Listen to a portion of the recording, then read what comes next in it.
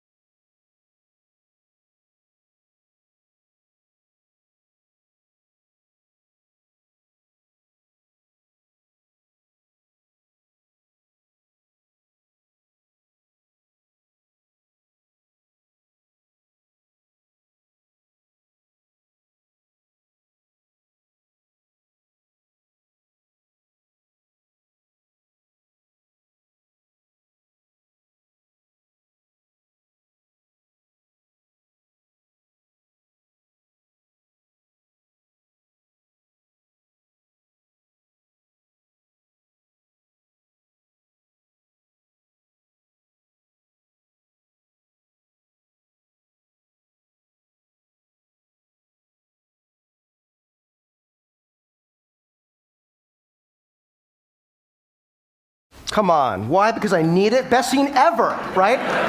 Come on. So you think of Jaws. So that's the kind of stuff that, like, the investment of character, which is the stuff that really is inside the box. It's why when people like do sequels or rip off movies, of a genre, they're ripping off the wrong thing. You're not supposed to rip off the shark or the monster. You got to rip off, if you're going to rip something off, rip off the character, rip off the stuff that matters. I mean, look inside yourself and figure out what is inside you, because ultimately, the mystery box is all of us. So there's that. Then the distribution. What's a bigger mystery box than a movie theater?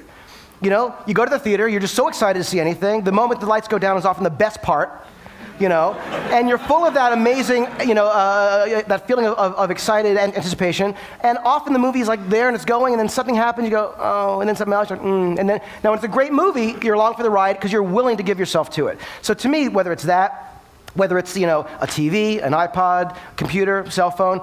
It's funny, I'm as I said, Apple fanatic, and one day about a year or so ago, I was signing on online in the morning to watch Steve Jobs' keynote, because I always do. And he came on, he was presenting the video iPod, and what was on the enormous iPod behind him? Lost. I had no idea. And I realized, holy shit, it had come full circle. Like, the inspiration that I get from the technology is now using the stuff that I do, inspired by it, to sell the technology. You know what I mean? It was nuts. So I found I was going to show you a couple other things. I'm going to skip through. I just want to show you one other thing that has nothing to do with anything.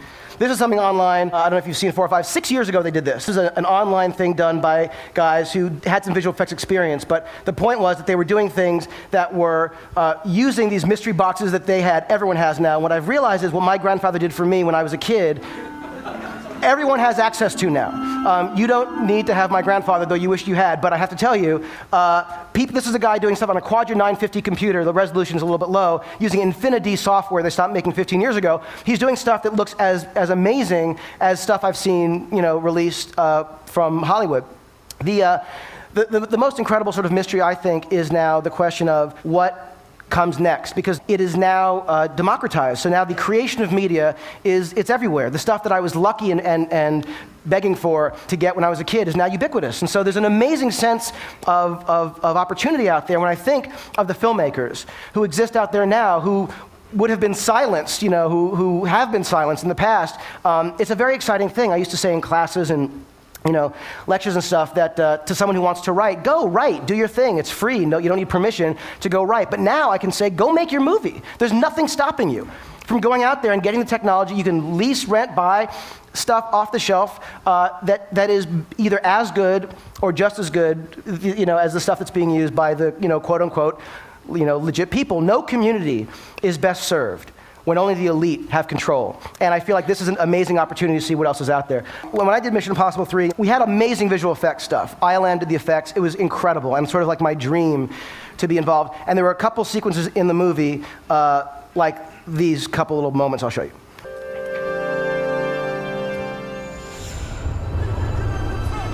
There's that.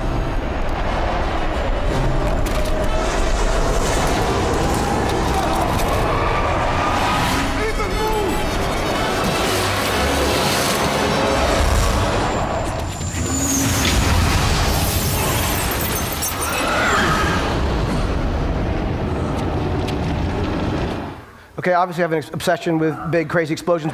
So my favorite visual effect in the movie is the one I'm about to show you. And it's a scene in which Tom's character wakes up, he's drowsy, he's crazy out of it, and a guy wakes up and he shoves this gun in his nose and shoots this little capsule into his brain that he's going to use later to kill him, as bad guys do.